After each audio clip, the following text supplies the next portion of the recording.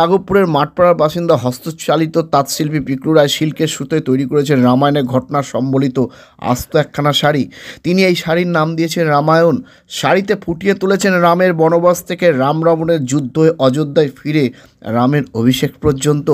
অসাধারণ শিল্প নৈপুণ্য ফুটে উঠেছে তার এই শাড়িতে, যা বাংলার হস্তচালিত তাঁতশিল্পের এক অনন্য নিদর্শন।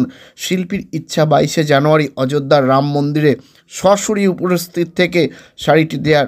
পিকলু রায় চান বাংলার উপহার হিসেবে শাড়িটি প্রদর্শিত হোক অযোধ্যার রাম মন্দিরে। 1 বছরের বেশি সময় দিয়ে সিল্কের সুতোয় সূক্ষ্ম কাজের মাধ্যমে হস্তচালিত তাঁত বুনেছেন এই শাড়িটি দেখার পর বহু মানুষ কিনতে চাইলেও তিনি বিক্রি করতে নারাজ। বাংলার উপহার হিসাবে এই শাড়ি প্রদর্শিত হোক অযোধ্যার রাম মন্দিরে, এই বাসনা নিয়ে পিকলু রায় ও তাদের অনন্তর অযোধ্যা যাওয়ার জন্য ট্রেনের রিজার্ভেশন টিকিট না পেয়েও জেনারেল কম্পার্টমেন্টে উঠেছেন। আর এ নিয়ে আজকাল আগামী বিশেষ প্রতিবেদন। নিজের হাতে তৈরি সিল্কের রামায়ণ শাড়ি নিয়ে অযোধ্যা পাড়ি শিল্পী পিকলু রায়ের। এক কথায় সেরা মানি বিয়ের পোশাকে ঢাকেশ্বরী। ঢাকেশ্বরী বস্ত্রালয় প্রতিদিন খোলা। পছন্দ করতে হয় না, পছন্দ হয়ে যায়। ঢাকেশ্বরী বস্ত্রালয়, হাই স্ট্রিট, কৃষ্ণনগর, নদিয়া।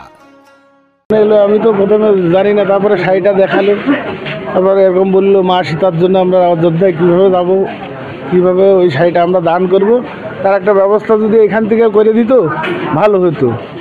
তারপরে ওরা বললো যে না, আমরা দুই ভাই এইভাবেই যাব, গিয়ে ওইখানে গিয়ে যোগাযোগ করে কোনো মারফত যদি আমরা সীতাকে দান করতে পারি এই শাড়িটাকে, সেটা আমাদের খুব ভালো লাগবে। সেই হিসাবে তো আমরা খুবই গর্বিত।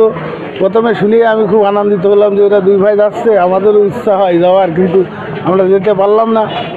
আগামী বছর দেখা যাবে যাবো। এটা খুবই ভালো তৈরি করেছে, যে তৈরি করেছে তার হাতের কাজ খুবই ভালো। আর এর যে মনে ইচ্ছা, আজ 1 বছর ধরে শাড়িটাকে তৈরি করেছে, মানে খুবই আনন্দিত লাগে। সীতার উদ্দেশ্যেই শাড়িটাকে আর কি নিয়ে যাচ্ছে ওরা দুই ভাই।